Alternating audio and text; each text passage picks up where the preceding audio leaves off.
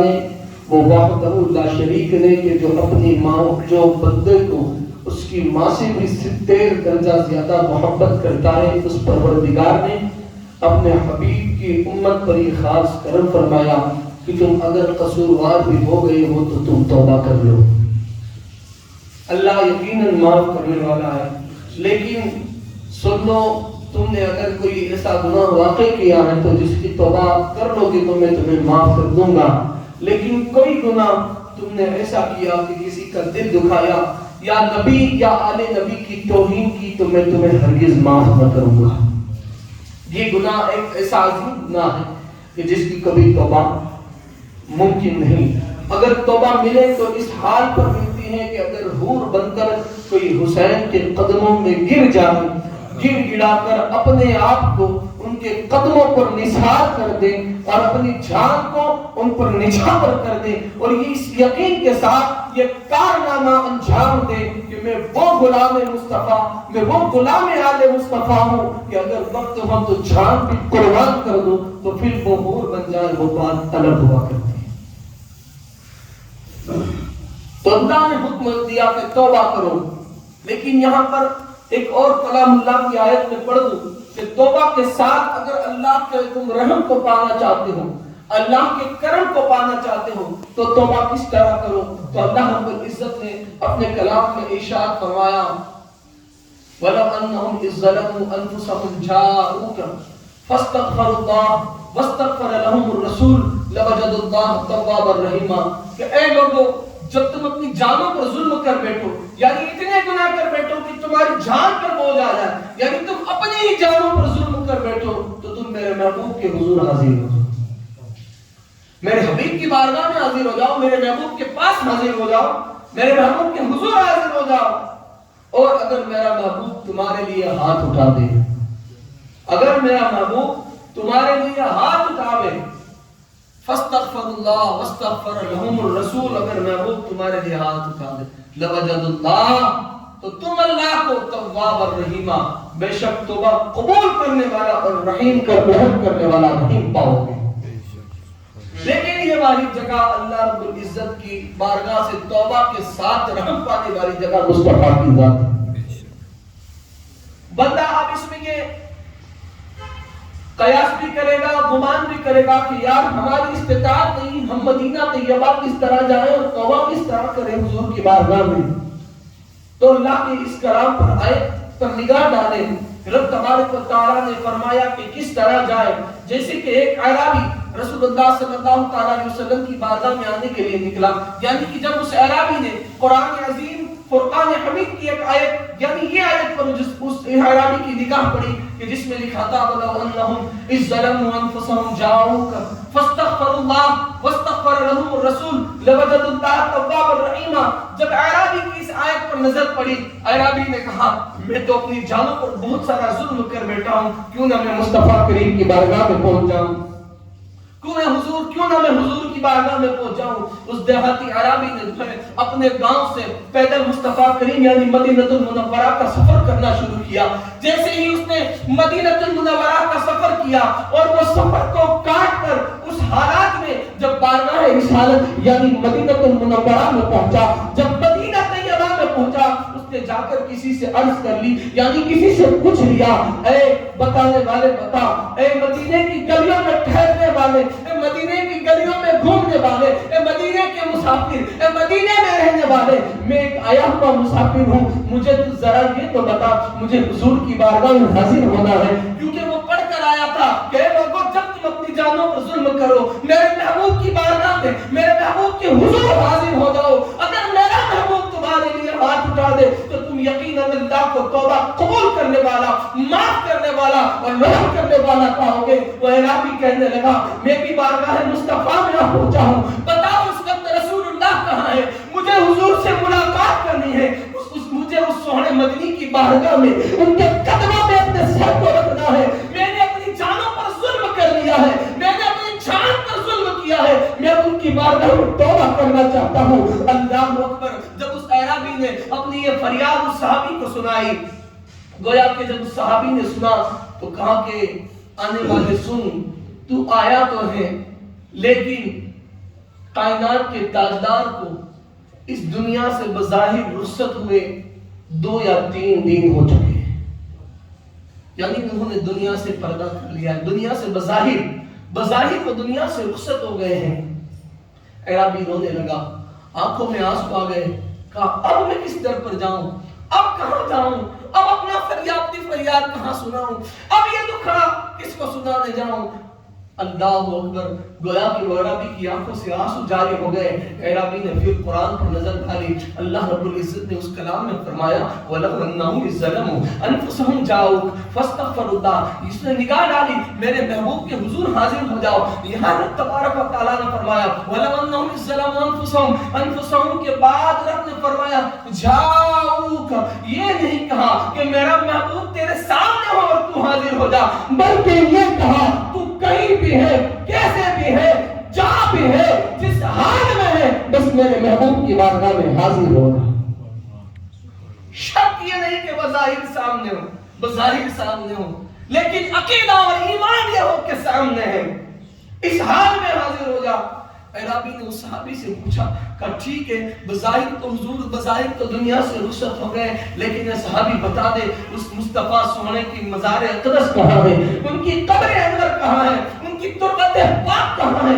صحابی اس کو لے کر گئے، دکھایا کہ یہ مصطفیٰ کریم کی قبر انور ہے۔ وہ اعرابی رسول اللہ صلی اللہ علیہ وسلم کی قبر انور پر آیا، حضور کی بارگاہ میں آیا اور آ کر قبر سے لپٹ گیا اور لپٹ کر فریاد کرنے لگا، حال دل کس کو سنائے، آپ کے ہوتے ہوئے کیوں کسی کے پور در پہ جائے، آپ کے ہوتے ہوئے اپنی فریاد کرنے لگا، اے شاہ بہروبر ہو کرم کی نظر، اے شاہ بہروبر ہو کرم کی نظر، نگاہیں کرم کر دو، ٹھوکریں کھا کے گرنا میرا کام تھا، ہر قدم پر اٹھانا تیرا کام ہے۔ بارگاہ رسول میں مفسرین لکھتے ہیں کہ جب وہ اعرابی نے رسول اللہ صلی اللہ علیہ وسلم کی بارگاہ میں قبر انور پر آ کر رو کر لپٹ کر فریاد کرنے لگا، ابھی 3 یا 4 دن کا عرصہ گزرا تھا، حضور قبر انور میں آرام فرما تھے، جب وہ اعرابی فریاد کرنے لگا، مفسرین لکھتے ہیں قبر مصطفیٰ سے آواز آئی،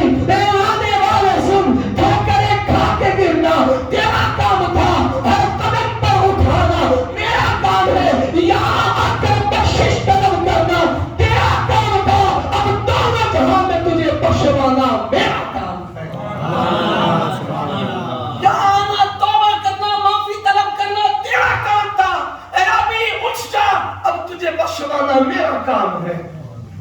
تو میرے عزیزوں، میری ملت کے نوجوانوں اور میرے بزرگوں، کہنے کا مقصد یہ ہے ہم نے اپنی جانوں پر بہت ظلم کیا ہے، ابھی بھی کر رہے ہیں، ہمیں اپنے پڑوسی سے تکلیف ہے، ہمیں دین کے غدار سے زیادہ دین کے وفادار سے تکلیف ہے، ہمیں پرایوں سے زیادہ دین کے دشمنوں سے زیادہ اپنوں سے تکلیف ہے۔ کیوں آج ہماری حالات کیوں، ہمیں کیوں تکلیف ہے؟ تم امت مصطفیٰ ہونے کا دعویٰ کر رہے ہو، عاشق رسول ہونے کا دعویٰ کر رہے ہو، بتاؤ تمہارے عشق میں کون سا عشق کا قطرہ باقی رہ گیا ہے کہ تم اپنے آپ کو عاشق رسول اور جنتی کہہ رہے ہو؟ کیا ہم میں اخلاق باقی رہ گئے؟ وہ کردار مصطفیٰ کی جھلک رہ گئی؟ نہیں۔ وہ سچائیاں، وہ صدیق کی صداقت باقی رہ گئی؟ نہیں۔ کیا وہ عمر سی عدالت کی سخاوت باقی رہ گئی؟ نہیں۔ کیا ہم میں عثمان سی وہ سخاوت رہ گئی؟ نہیں۔ کیا ہم میں حیدر کرار کی شجاعت کا صدقہ رہا؟ نہیں۔ کیا ہمیں کربلا والوں کی قربانیاں اور سجدے یاد رہے؟ نہیں۔ تو پھر ہم کس طرح وفادار ہیں، کس طرح ہم جنتی ہیں؟ سن لو کہ اگر گویا کہ امت میں کسی بندے نے کسی بندے کا دل توڑا ہے تو سن لو مصطفیٰ کریم کی زبانی کہ وہ جنت میں نہ جائے گا۔ ہم نے تو کتنوں کا توڑا ہے، ہم نے کتنوں کا توڑا ہے، اور ہم نے اپنے نفس کی خاطر، اپنے مطلب کی خاطر، اپنے مقصد کی خاطر اپنے گھر والوں کے ساتھ، رشتہ داروں کے ساتھ، اپنی قوم کے ساتھ کیا کیا سلوک کیا ہے۔ کیا ہم نہیں جانتے یہ چیزوں کو؟ پھر بھی ہم جنتی ہیں۔ اللہ اکبر۔ اپنے کردار سے کبھی پوچھے کیا میری نسبت ہے، کیا میرا کام ہے، میں کس کی امت ہوں اور کیا میرا کردار ارے ہم اس رسول کی امت ہیں کہ جس پر اگر کوئی کوڑا ڈالے یعنی کچرا ڈالے اور ایک دن اس پر کچرا ڈالنا نہ آئے تو مصطفیٰ اس کی خبر گیری کے لیے، اس کی عیادت کے لیے اس کے گھر پہنچ جائے. اور ہم تو وہ ہیں اللہ ماشاءاللہ، ہمیں پتا ہو کہ ہمارا سگا بھائی بیمار ہے پھر بھی یہ اپن نے کیا کی تو ہم منہ پھیر لیتے ہیں، کہیں دینا پڑ جائے گا. یہ سچائی ہے اور میں اس چیز کا عادی ہوں. میں بار بار کہتا ہوں مجھے کسی سے کوئی فرق نہیں پڑتا، اس لیے کہ ہم سب کی روزی کا رزاق صرف اللہ ہے اور عزت و ذلت دینے والا بھی رب ہے. اگر اس امت سے ڈر کر ان ساری سچائیوں کو چھپایا جائے گا اپنے مطلب کے لیے تو پھر رب کی بارگاہ میں ہم کیا جواب دیں گے؟ کیا ہمیں رب کی بارگاہ میں کھڑا نہیں ہونا ہے؟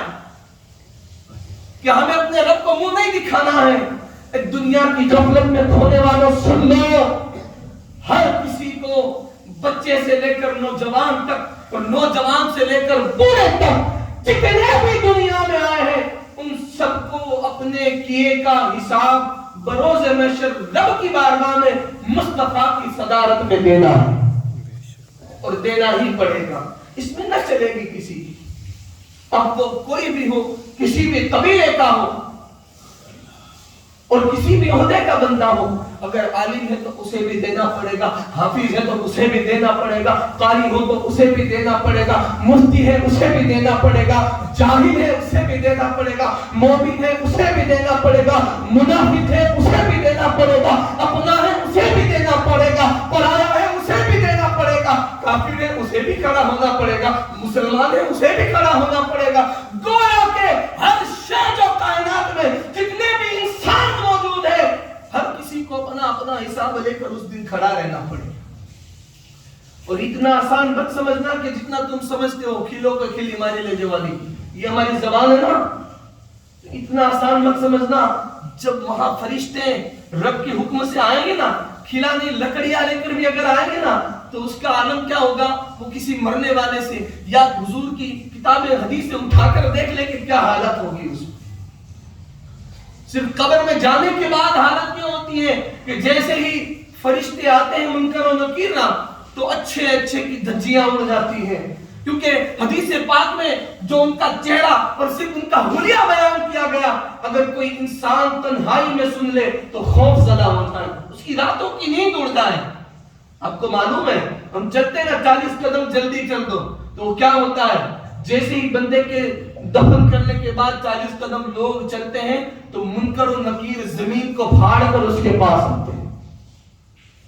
ان کے ناخن لوہے سے زیادہ تیز ہیں، ان کے ہاتھوں میں جو ناخن ہیں لوہے سے زیادہ تیز ہیں. ان کے بال سر سے لے کر پیر تک ہیں، سیاہ یعنی کالے رنگ کے ہیں، دانت بڑے بڑے ہیں. صرف تصور کرنا تنہائی میں کہ ایسے ہوں گے میں قبر میں تنہا ہوں گا، وہ آئے گا میرا کیا ہوگا. ہاں اگر اعمال ایسے ہوں گے تو کیا ہوگا یہ ضرور سوچنا ہے، تو وہی ہوگا.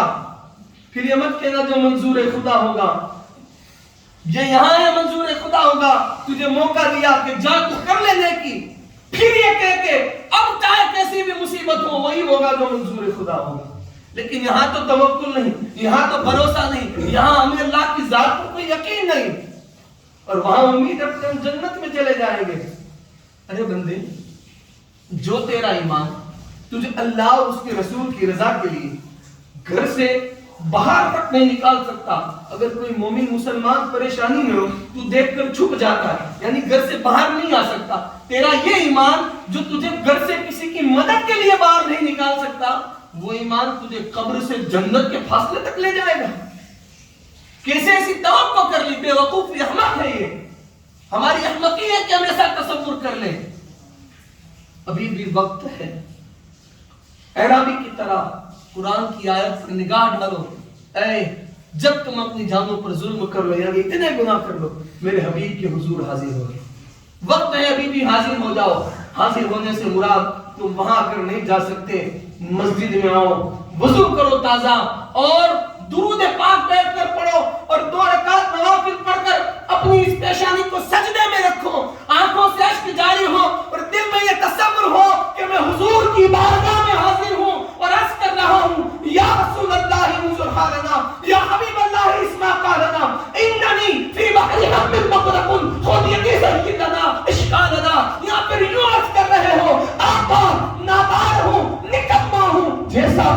لیکن آپ کا ہوں، نادان ہوں، نکما ہوں، جیسا بھی ہوں لیکن آقا آپ کا ہوں۔ آقا جان کو ظلم کر لیا ہے، حضور بہت گناہ کیے ہیں، آپ کی امت کو فائدے کی بجائے بہت تکلیفیں پہنچائی ہے، ان کی بلائی کی جگہ میں نے بہت برائی کی ہے۔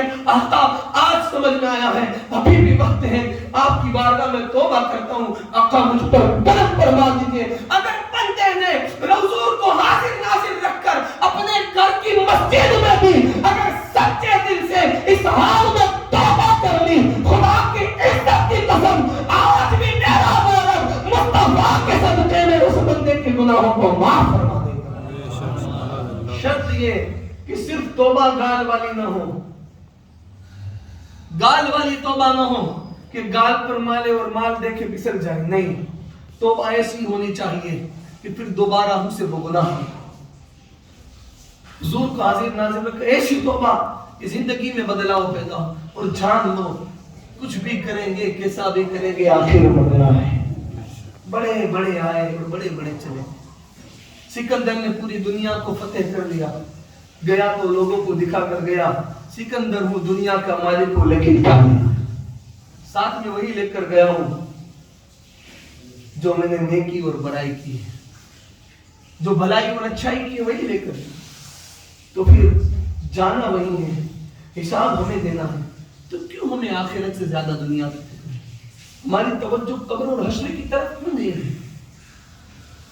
اور اس پر ہماری توجہ نہیں ہے، اسی لیے آج ہم خار ہیں، در بدر بھٹک رہے ہیں، مارے جا رہے ہیں، گالیاں دے جا رہے ہیں، برے اور بھلے کہے جا رہے ہیں۔ وجہ یہ ہے کہ ہم نے اپنے کردار کو خراب کیا۔ اللہ رب العزت کی بارگاہ میں دعا ہے میرا مولا مجھے بولنے سے زیادہ آپ کو سننے سے زیادہ عمل کی توفیق نصیب فرمائے۔ استغفر اللہ رب من کل ذنب وخطیئۃ واتوب الیہ۔ اللہ میرے آپ کے گناہوں کو معاف فرمائے اور اپنے حبیب کے صدقے میں ہمیں نیک عمل کی توفیق، نیک عمل کا شوق نصیب فرمائے اور اپنے بڑوں کا ادب اور چھوٹوں پر شفقت کی توفیق نصیب فرمائے اور اپنے حبیب کے صدقے میں ہمیں سچے پکے ایمان والے اور سچا اور پکا عاشق رسول اور غلام یار رسول بنائے۔ وبارک